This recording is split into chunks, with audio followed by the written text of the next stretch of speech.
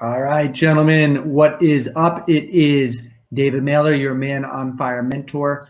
So, before I go into answering the questions that were submitted, I want to address something that, in working with thousands upon thousands of men, the common thing that happens in a lot of relationships is an affair.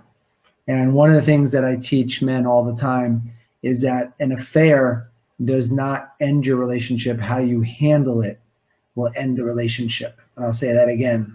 An affair does not end your relationship. How you handle the affair ends the relationship. So let's take a look at what do I mean by how you handle it. Well, the most common way of how a man handles the affair, and let's just go right now with the understanding that you're the one that had the affair. Let's say you're the one as the man that had an affair. Said differently, you're the one that cheated. Said differently, you're the one that leaked your energy outside of the marriage. Said differently, you're the one that desecrated the sacredness of the wedding vows. Okay. So if it's you, how most guys handle that, okay, don't personalize this. If you're not handling it like this, great, good for you. But how most men will handle this is they will do nothing. They will, nope. And what they say to themselves internally is, I will take this to the grave. There's no way I'm coming clean. There's no way I'm ever going to say that I did this. And then they will, because they've signed on to the contract that I rather die than let this out, I'm taking this to the grave with me, meaning I'm not going to release this information. So the question is, why do they do that? And the question is, what is the impact that it has on the relationship? Well, the reason that we would never want to come clean is for the mere fact that we don't want our partner, we don't want our friends, we don't want our family, we don't want people that know me, whether it's in the church, whether it's in the synagogue, whether it's in my business community, my work environment, whatever it is, you don't want people to change the way they see you.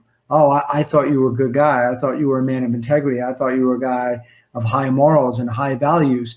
And we are terrified to give up this image that we have portrayed, this image that we have given off to the world. And the strongest force in the world is our necessity to preserve our identity, how we want to be seen, who we think we are, and how we want others to relate to us. We will go to very great lengths to never give that up. So because you're terrified that if I were to come clean, this woman might walk out of my life. Not only will she walk out of my life, I'll have friends walk out of my life. I'll have family walk out of my life. The kids will walk out of my life. And so I don't want to risk losing love. So we invisibly and unconsciously, subconsciously form the story of, I'll take this one to the grave. The other thing is that we don't realize that when we form that story that I would rather take this to the grave, we also have this illusion that, well, things are good in the marriage right now, or they're not so bad, or we're not really arguing. So, why would I bring this information to her when all it would do is upset her? Why would I bring this to her if things are good in the marriage and we've been repairing a lot of stuff? Why would I just come clean and all of a sudden bring her something that happened a year ago, 6 months ago, 5 years ago, 10 years ago, 20 years ago? Why would I dig up the dirt? And why would I all of a sudden reveal this to her when I believe in my heart everything is pretty good in the relationship right now? And my simple answer to you is, you're full of shit. You're lying to yourself. There is no way, I repeat, no way in hell that your relationship has passion, has intimacy, has trust, has what you want, that depth. There's no way it has that if you've been withholding a lie or multiple lies. You are kidding yourself, and you have fallen into the great addiction that other men have, which is the addiction to a life of mediocrity, and you have lowered your standard for what it is that you want, what it is your partner wants. And as Tony Robbins talks about all the time, you get in life what you're willing to tolerate. So there's no way you have the rip-roaring intimacy where your wife looks at you as the hero and as the champion, as the king, and she worships you, not in a subservient way, but worships you out of deep respect. Because if you've disrespected yourself, if you're out of integrity with yourself, if you're out of integrity with your core, if you're out of integrity with your creator, if you're out of integrity with your soul, I can promise you what's going to end up happening next is you are going to show up in a lesser version of yourself. You are going to show up in a contracted state. You are going to become more agitated. You are going to become more judgmental. Maybe you'll walk with shame and guilt and it will show up in your demeanor, but you're not revealing why you walk that way. Maybe you'll sabotage yourself in your career, or maybe you'll try to overcompensate by kicking ass in your career, all to offset the fact that you've been out of integrity in your relationship. But most likely what will happen for most of you that have had affairs that feel that you would go to the grave with this information, for most of you what will happen is this, and this is what I want to convey. You will start to judge your partner. You will start to nitpick, and you will start to name, blame, shame, project, and judge your partner and find all the little things that irritate you, that you don't like about her. Oh, who's that guy? Why are you going out for drinks afterwards? Why'd you get a text message from this person? Who's this Larry guy? And next thing you know, you're a detective. You're the guy putting the low jack on the car. You're the guy that's steamrolling her, gaslighting her, and coming from a place of force, not power, all because you are hiding a secret.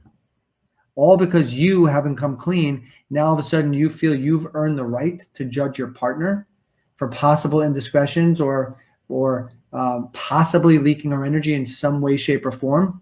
I mean, how often have you masturbated thinking about other women? How often are you in your mind of fantasizing about other women? How often are you leaking your energy? How often are you containing your energy?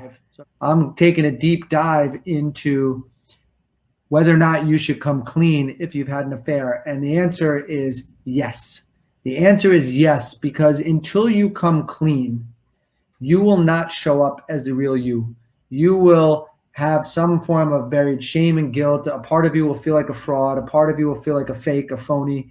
And if you're not willing to own those parts of you, you will find ways to sabotage the relationship, and you will eventually default into the naming, blaming, shaming, projecting, and judging your partner because you think your shit smells good and you think you're walking with a straight line of integrity. Oh, well, that was 10 years ago. I'm a different guy now.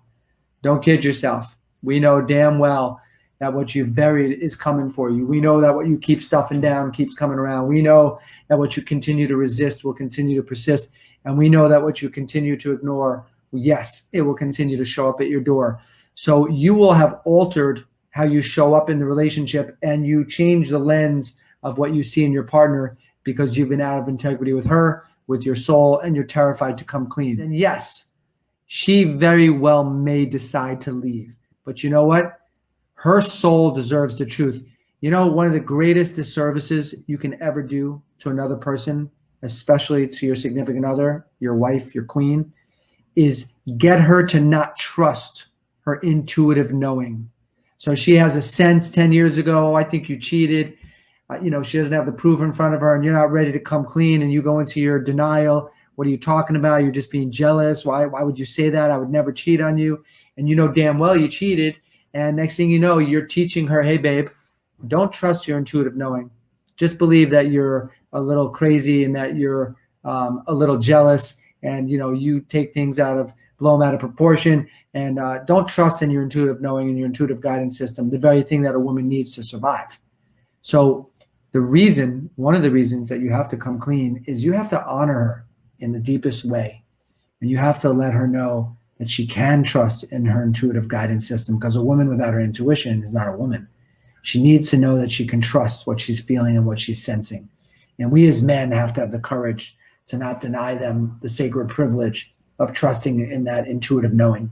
And so, number one, you owe it to her soul. Number two, you owe it to your soul to come clean and to restore the integrity to yourself, restore the integrity to your relationship. This way, if you come clean, the relationship has an opportunity energetically to come back together and at a higher frequency, at a higher resonance, with a greater level of intimacy, passion, respect, trust, love, all of that. But if you have signed the dotted line that says, I'm taking this to the grave, you will take it to the grave. In fact, we've had so many men come to our programs that have tried to destroy themselves through alcohol and weed and drugs. Yep, they're going to take it to the grave because you hate yourself so much, because you've been so out of integrity with your soul and living a lie for so long, it's fucking eating away at you. So what's the antidote? The antidote is simple. It's in the Bible, right? And I'm not one to quote the Bible, but it's the truth shall set you free. There is only one way, and it's to tell the truth, to grow back your integrity, to really cleaning shit up and honoring your soul and honoring other people's souls by restoring the truth, by restoring the trust, by restoring the integrity and the relationship, by coming clean. And yes, the risk is somebody might leave you, somebody might walk out of your life, but at least you can walk with chin up, head tall, chest up. The burden is off of your chest. The burden is off of your shoulders. You didn't do it to relieve your own burden. You did it to restore the integrity to somebody else's soul that you were dishonest with. But the antidote of coming clean is you no longer have to walk with as a fraud and with shame and with guilt and feeling like you're a fake and a phony. You get to start to, for the first time in your life, walk with coherence and congruence and authenticity in full alignment to who you truly are. So for those of you that heard this and you feel other guys in your life need to hear this, let them know about this recording. Oh, you got to hear this recording that David Mailer, this guy, he's the Man on Fire mentor. He just went off on this thing about cheating and why guys should come clean. Share this with them. They need to hear this because there are guys today that are going to have a heart attack because they're trying to bury this shit. There are guys today that are putting a gun under their chin because they wanted to bury this shit. There are guys today that are drinking or swallowing pills and zoning out and eventually going to lose their life because they're so afraid to look in the mirror. There's so much shame. There's so much guilt for living out of integrity with their soul that they are trying to kill themselves. It's not conscious. It's unconscious. And we have to help these guys. We have to let them know that there's a better way. And the better way is to learn how to restore the integrity to your soul. And the way you do that is by telling the truth. And we have the tools in place in our Man on Fire Brotherhood to help you gain the courage and the self-respect where you start walking with integrity once again in your life. All right, let's get to the questions that were submitted. I've been doing something wrong. I reached out to an old girlfriend in October of 2019 and we started dating. Everything was great at first, but after 1 year of seeing each other, communication started disappearing. I asked her to come to me and talk to me about it, to feel free and safe.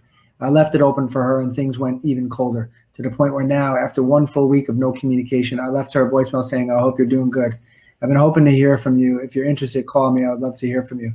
She texted back minutes later saying she was stuck on the phone with Comcast and would call me when she's done. That was 3 days ago. Lies, excuses, unfaithful. What do you think?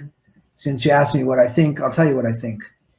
I think that you have missed the boat on what's going on. I think that you are bringing a level of desperation into the relationship. I think that you are bringing codependency into the relationship.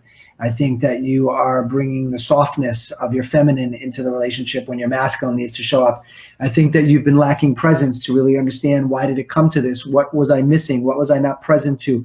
What subtle cues did I miss where I wasn't sensitized to understanding that there's a bigger problem underneath the problem? The problem started before she dropped out of communication. What is it that you're missing? Maybe she's out of integrity. Maybe you're out of integrity. I don't know. What I do know is that you probably dropped the ball on having presence of addressing and confronting. When the energy started shifting in the relationship, what most men do is they bury their head in the sand and pretend the problem's not there. I call that the ostrich syndrome. What other guys do is they refuse to put out the brush fire and address it. So where was the first sign that things were going in a direction energetically that were a little different, and what prevented you from saying, hey, I can sense something's off. I can sense something has changed. Talk to me. I'm here.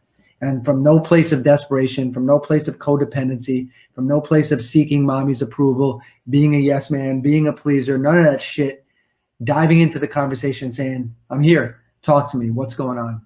You know I'm crazy about you. You can tell me anything, what's up? And getting her to communicate. And guess what? If you have a soul standard for love, and guess what? If your partner is not ready to live at that level of integrity and authenticity, and then you cut the cord because you know who you are and what you deserve, and you deserve self-respect. But by what you wrote at the end here, that lies, excuses, unfaithful, like that's got victimhood all over it, and that's got blame all over it, Matt. And I want you to look in your own life. Where are you the victim? Where are you playing the victim, and where are you playing the blamer? And what responsibility and ownership do you take for what you've attracted into your life, right? There's no fault here. There's no blame. I'm asking you, where can you take conscious ownership and responsibility for what you've attracted, and where did you drop the ball on confronting the bigger conversation? Let's move on. All right, let's go to, reminds me of like Warner Wolf back in the day. Let's go to the videotape. All right, Shane, that sounded a little bit like Get Smart. My wife texted me yesterday saying that I should start looking for housing long-term. We're currently living separately. She said she doesn't mean to be cold, but her decision to move on with her life is 100% because of all the hurt and trust issues in the relationship.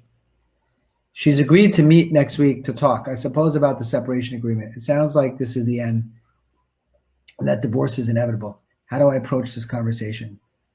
I don't know, where the betrayals began. I don't know where the breach of trust happened. I don't know the degree to which you had broken micro agreements. I don't know where she started disconnecting from you. I don't know how often you weren't willing to confront the energy of your relationship and you just let it go to where it got to. I don't know if there's been indiscretion. I don't know if there's been drug use. I don't have enough information. What I do know is that if you love this woman, you tell her, I'm going to honor your decision, but it's not the truth in my heart. I believe that we're supposed to be together. And by the way, Shane, this isn't about getting my words. This is about, she needs to feel your energy. She needs to feel your masculine presence. She needs to feel your fortitude. She needs to feel that you get the degree to which you've hurt her and you haven't shown up in the fullness of your masculine leadership, and that you get the impact that it's had on her and the breach of trust that it's created, and how you've been out of integrity with your soul and out of integrity with hers. And you are going to have to penetrate her. You're going to have to penetrate her to the core where she can feel your words and she can feel your masculine fortitude, and she can feel that you're back in the remembrance of who you are, shining your light like the portal of remembrance, the lighthouse that you're born to be. And if you can't embody that energy, which, by the way, most men can't, and it's no knock on them. I certainly couldn't, not until my mid-40s, where I learned how to do this, and now I'm teaching other men. And if you can't, chances are you're going to lose her. So you're going to have a deeply penetrating conversation with her and let her know what you really want, not from a place of desperation or codependency, but telling her that you do anything to bring love and restore the integrity and the trust back into the relationship, and that you'd spend the rest of your life earning back her trust. And you're not saying this like, please, mommy, don't leave me. That's not the fucking energy. The energy is coming from your masculine presence of, I know that we're supposed to be together. I know that God put us on this earth to be together. This is our soul contract. We could work this through. It's too easy to leave. It's too easy to walk away. And then I know you're thinking, she's saying, no, it's been too many hurts. I've already made up my decision. Please honor my decision. And you're going to have to decide, how do you honor the energetic boundaries that she's trying to lay down? And like I tell all the guys, it's as much as you want her back, the truth is you're lost. The truth is you got to get yourself back, because she comes back tomorrow and you haven't grown, you haven't changed, you haven't done the work, you'll lose her again. I say this to all the guys. It's never about getting her back. It's about getting you back. Love is never about really the other person. It's about loving yourself enough to grow enough and get yourself back and show up as the real you. When that happens, who knows what's going to happen down the road in the relationship? Maybe the divorce leads to remarrying. Maybe the divorce leads to you meeting somebody else. I don't know. I'm not a fortune teller. What I do know is that a lot of guys that are reaching out to me, that there's such a depth of desperation, and I can help you see what your pattern is. And the antidote is simple. You got to choose to grow, and you got to join a community that's going to support your growth, which is what we do in our brotherhood. All right. So how do you deal with a partner that always twists things and then blows it out of proportion? You look nice today is met with, what's wrong with what I'm wearing? I happen to like it.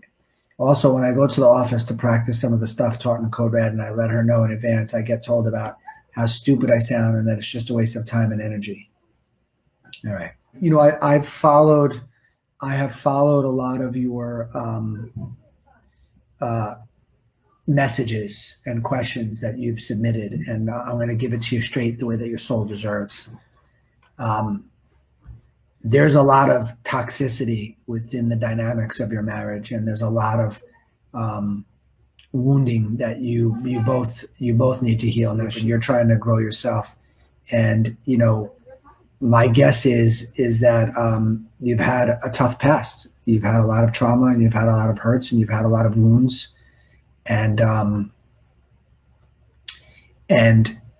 you're going to have to begin the courageous journey of growing yourself as a man. And this fall that you had, this accident is no accident. The question is, why did this happen, right? Why did you hurt yourself recently where you fell down and now all of a sudden you have paralysis?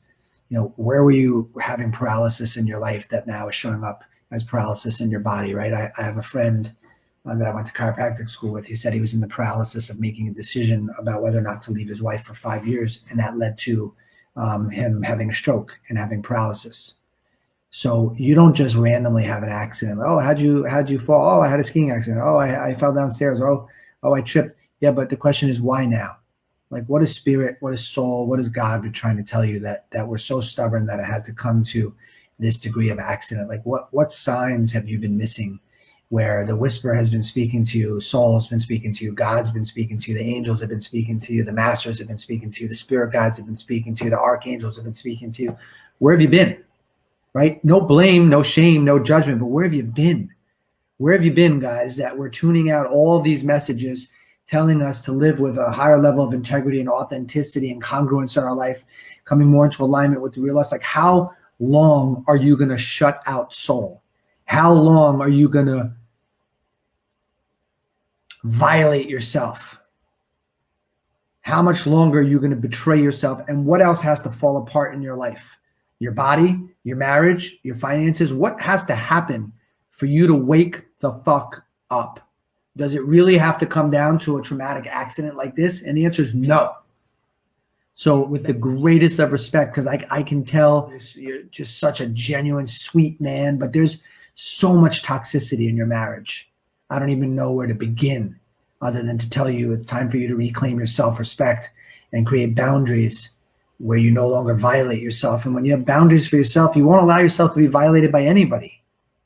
People don't disrespect us. We disrespect ourselves. I have an energetic boundary and nobody's going to violate that boundary. I don't ever think somebody violated me. Unless you're a 5-year-old boy and you got molested, that's different. And I don't take that lightly because we have a lot of guys in our community that have come in and they've had a history of sexual abuse. And there's a whole topic I can do on that. But as an adult, nobody violates you. You violate yourself. It's self-betrayal. So my suggestion is to stop betraying yourself and start living in your power and start making decisions from a place of how do I honor my soul? How do I respect myself? What would I do if I was fully honoring my soul? What different decisions would I make if I wasn't betraying myself? You'd live a different life, guys. So there's a lot of wounding in that marriage. The shit that you guys are fighting about and arguing about, it goes so deep. You know, you're going to have to go back and watch all my videos to learn how to restore the trust and integrity. All right, let's move on, gentlemen. Let's move on. I need help to learn how to give her space that she needs to better herself. I'm tired of being angry all the time and using medication as a crutch to hide the real truth. How do I feel better about myself and tell myself that everything's going to be okay and work itself out? I've lost my balls, but I've given them to the devil and not God. I want to get my relationship better with God. Thanks for being honest, man. All right. You know, for those of you that have been tuning in every week, you're going to hear me saying the same things over and over and over and over and over again. And what you need to know is most of us didn't have a masculine role model. Most of us didn't go to man school. Most of us didn't learn how to authentically own our balls and own our power and live with passion, power, and purpose. Most of us grew up seeking the feminine approval, started with mom, then school teachers. The next thing you know, you developed some softness. The next thing you know, you're a pleaser or a yes man, and you're walking on eggshells, and you turned your wife into mommy, and you want her approval, and then you're walking around jealous and agitated and trying to control her using force, as opposed to being in your power and just owning yourself and bringing her that penetration energy. And instead, because you haven't learned to cultivate your penetration energy, next thing you know, you become a pleaser. And, you know, you provide and you protect, but you don't bring the penetration, you don't bring the presence. And that is going to eradicate trust. She's not going to trust in you. She's not going to open to you. Her heart's not going to flower because she sees you as a wounded little boy. She sees you as somebody that wants mommy's love. She sees you as somebody that's codependent. She sees you as somebody that's gaslighting, steamrolling, using logic out of your head and not in your heart. And this is what happens to all of us. Chances are it's been happening to you. So what do? Is I'm going to tell you what I tell every guy. You get involved in a culture that will support your growth. And you do it where you start to value time more than you do anything else in this world, because time is the commodity that you will never get back. And what I mean by that is, you know, if I want to learn, for example, how to trade cryptocurrency, I got to hire a master. I'm not going to try to figure it out on my own. Why would I spend years figuring it out when I can hire a master? If I want to sculpt my body, I'm going to hire a trainer. I'm going to hire somebody that knows how to sculpt their body and somebody that has done it for others, and I want to see the results. If I want to improve my golf game, I'm going to hire a pro, and I want to speak to 10 people that he's helped, and I want to know that it's lowered their handicap, and I want to know what his handicap is. I want to hire a master. I want to hire a mentor. want to hire somebody that's already ahead of me in this area of my life. If I want to become a multi-millionaire, I'm going to hire somebody that teaches around finances and how to create abundance and prosperity. If I want to develop, have real estate developments and do things of this nature, I'm going to hire a professional. I'm not going to, start reading books and watching videos. Yeah, I'll do all of that. But if I want to expedite the process, if I want to compress time, you hire a teacher, you hire a mentor, you hire a master. That's the antidote for life if you're valuing time as your most precious commodity. So what do you do? What do you do? Bitcoin. What do you do? It's simple. You got to immerse yourself into a community, into a brotherhood that will see past your bullshit, hold you to the highest standard that your soul deserves, and consistently challenge you and support you in your growth. And it's an opportunity for men to start learning how to be a man again. And there's no shame in not having learned these skill sets. There's not necessarily a strong father figure that we learned this from, and most of us didn't learn how to get with our emotions in a healthy way, so we push down our anger because we're worried we're going to hurt somebody, or if we express this anger, I'm going to lose love. So next thing you know, we don't have emotions, and therefore we lose our leverage to make change in our life, and we're just walking around as zombies stuck in our head and still wounded little boys, jealous and trying to control our wife because we're insecure. So what's the antidote? The antidote is you got to learn to grow yourself as a man, and you're not going to get it from a book, guys. Sorry. It's not going to come from head knowledge. It's going to come from body wisdom, because the body will never lie. Like the mirror will never lie, and your marriage will never lie. It will always reflect the truth. No matter what words come out of your mouth, you're going to need the body wisdom, not the head logic, not the head information. No more analyzing. No more trying to learn it through books and DVDs and audio files and all this stuff. It's time to get it in your body. This is exactly what we teach guys. So, well, my friends can help me. No, they won't. They want your love. They don't want to lose your love. So they're not going to challenge you and push you. Well, I'll talk to my pastor. I'll talk to somebody at the church. They'll never push you. They'll never help you grow your balls back. No offense to anybody who goes to a church meeting and anything like that. I'm not saying that they're not giving you good information. They're never going to challenge you and push you the way that your soul requires. And they're never going to hold you to the fire. They're never going to hold you accountable. It's never happening. If you have that in your life, good for you. But chances are you wouldn't be listening to me right now if you had that. So what do you do? Well, I've already figured it out, right? I'm almost 54-year-old man. I'll tell you how to do it. Get involved in a culture of men that will hold you to the standard of your soul. Man on Fire is one of those organizations. It's one of those companies. It's one of those groups. It's one of those brotherhoods. Are there others out there? Fuck yeah.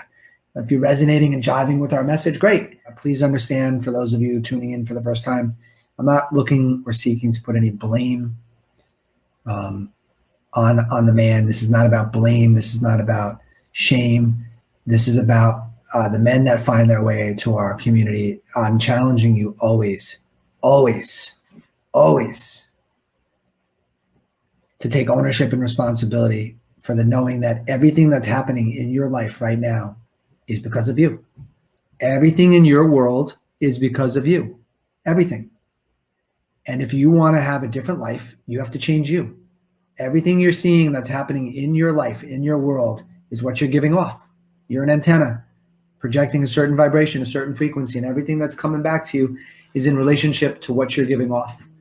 So if you're not happy in your marriage, you got to change you. If you're not happy in your finances, you got to change you. If you're not happy in your career, you got to change you. If you're not on purpose, living your mission, you got to change you. If you don't have the health you want, you got to change you. You can't point your finger, because a marriage is your mirror for the parts of you that you need to look at. Well, what are you talking about? She's the one that's depressed. Yeah, well, why? Why is she down? Why is she hiding behind feeling down and feeling unworthy and feeling unlovable and feeling like she has no energy? What's going on in the marriage? What's going on in her life? What haven't you guys addressed? What haven't you looked at? What rock haven't you turned over?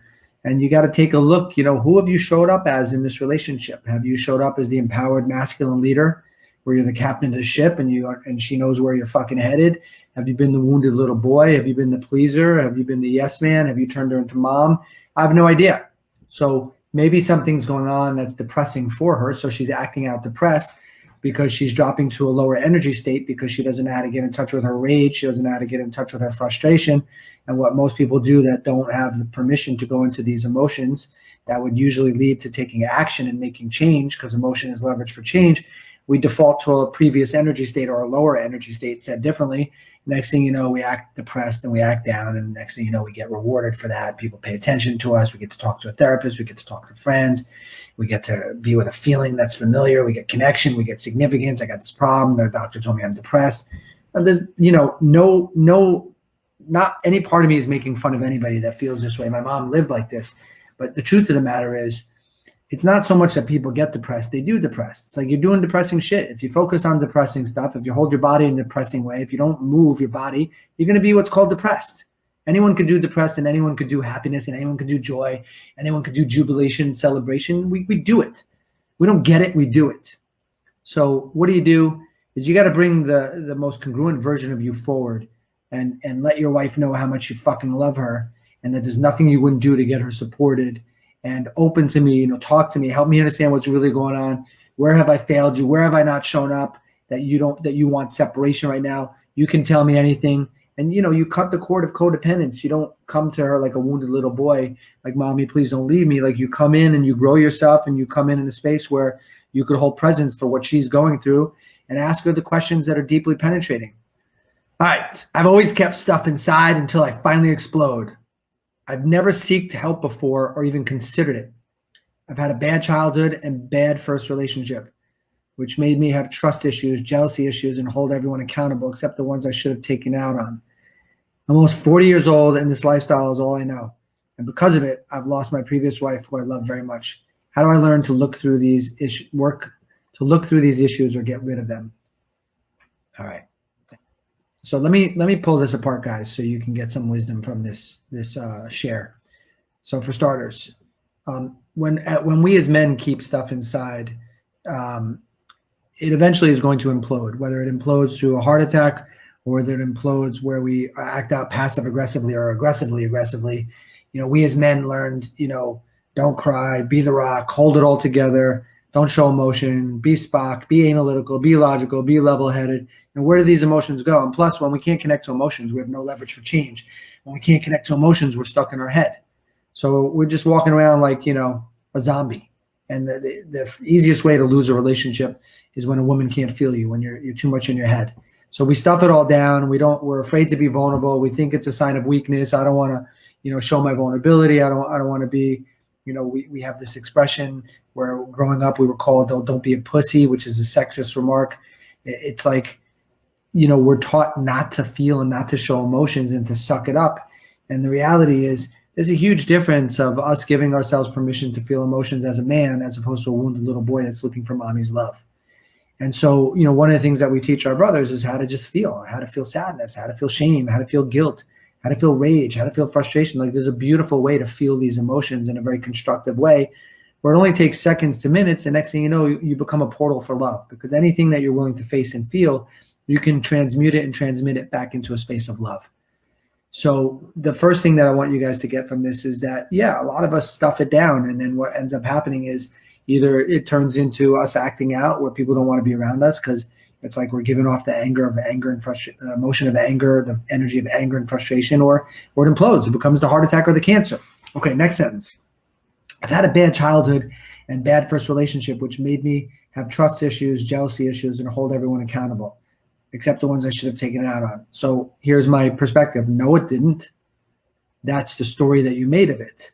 You had stuff happen to you when you were a childhood that might have been traumatic, and you have yet to learn how to go into those traumas and go right into the center of them, face and feel them, and eventually turn them into a gift, eventually bless them, eventually fully accept the energy of what has happened to you, where you could recognize that what's happened to you, there's a gift inside of it, but you've been living it as if you're the victim of it, as if you've been cursed by it, and you're excusing yourself because of this, and this happened. This is why I'm acting this way.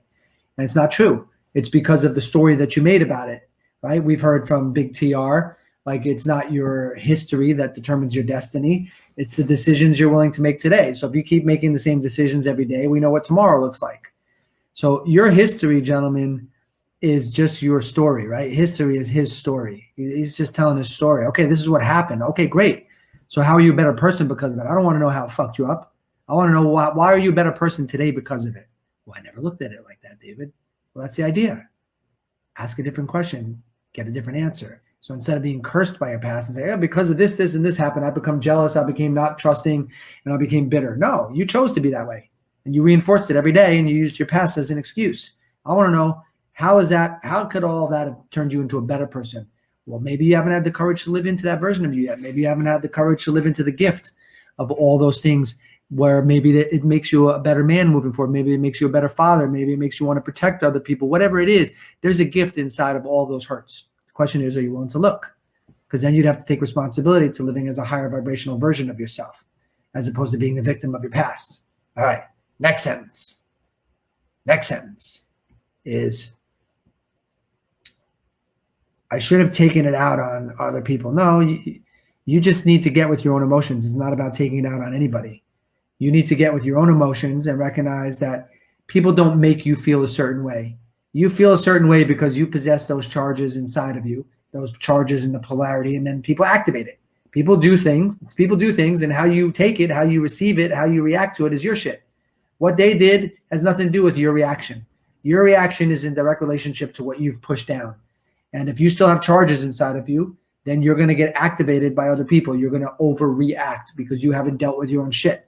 All right. So yeah, I understand why you lost your previous wife. And I say that with respect for you, because you probably were not easy to be around. You probably just kept exploding, like a tea kettle ready to boil all the time. So how do you learn to look through these issues or get rid of them? You can't get rid of anything.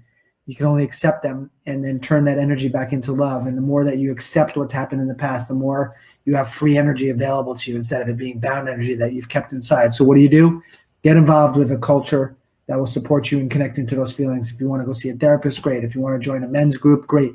Get involved with a culture that's going to get you to dig up these feelings, feel them, and turn them into gifts so that you can give more of yourself to the world. That's what we do with Man on Fire. All right, we're almost done, guys.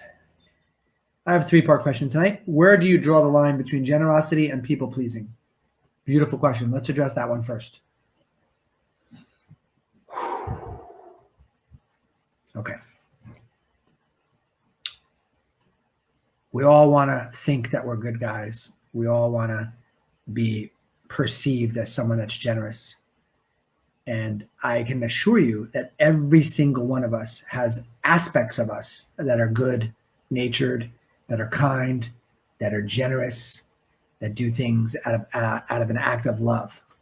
And then there's the and we have other parts of us that do things because we don't feel like we're good enough.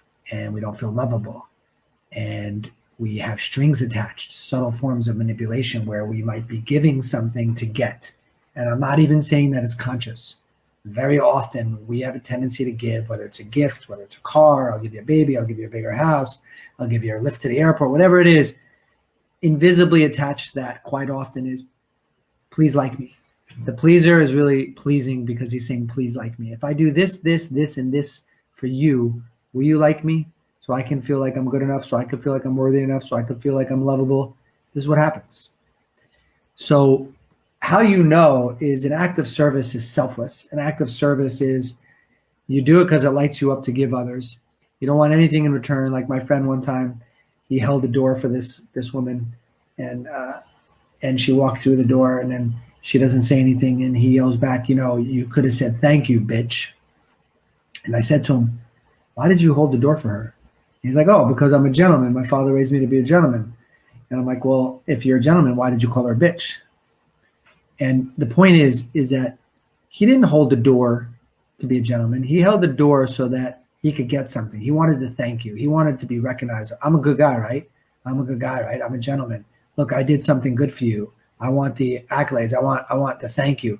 When you're doing something because you want something in return, it's not clean. It's coming from your own unworthiness, your own feelings of being unlovable. And next thing you know, it backfires because it's not clean. So that's the answer to your first question. Second part of the question, how are you supposed to be present when your partner isn't present? Well, if you're present to the fact that she's not present, then I ask you through presence, why do you want to be with her? If you're present to the fact that your partner isn't present, why do you want to be with a partner that's not present? It's not a tongue twister. I'm present to the fact that my partner is not present. I'm present to the fact that my partner is disconnected. Okay, then be present to what you can do about it. Be present to what do you need to do to try to shift that. And if she's not ready to be present and she's not ready to live at the level that you want to live at, is why are you with her? Which I keep coming back to that same question for you, brother. Why are you with her? And you're going to have to look in the mirror and be honest about that. Because you have a lot to say about her. And you say, well, I'm with her because I love her. Yeah, but you have so many things that you want to see change about her. You have so many complaints about her. What I'm starting to suspect, and this is the case with a lot of us, is we haven't learned to appreciate and love ourselves enough. And when we don't do that, we're going to disrespect ourselves, and we're going to allow ourselves to be violated energetically, and we're going to have our boundaries crossed because we're not practicing self-love. Last part of this question. How are you supposed to deal with a partner that is a habitual liar? And I mean, even to the point that can't remember what they said 2 minutes ago. Same thing is, why are you with somebody like this? I'm giving you the truth that your soul deserves, brother. Like if you're with somebody that, isn't present, consistently is not able to tell the truth,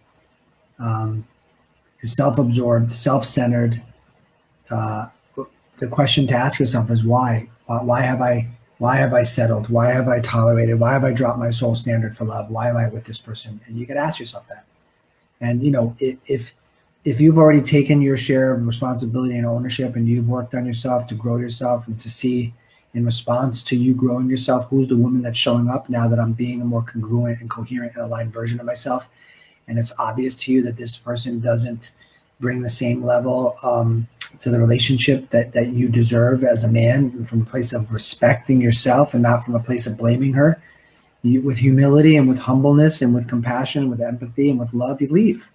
You leave. You leave. You honor your soul and you leave. You don't have to get into a war. You don't have to change somebody that doesn't want to grow anymore. If you're proud of the life that you're living and you've learned to love yourself and you're living a life of congruence and authenticity, and you're with somebody that doesn't want to rise with you, why are you with them? All right, guys, so much love. Thank you for being vulnerable with me and submitting your questions and allowing me to serve you. All right, guys, have a great night.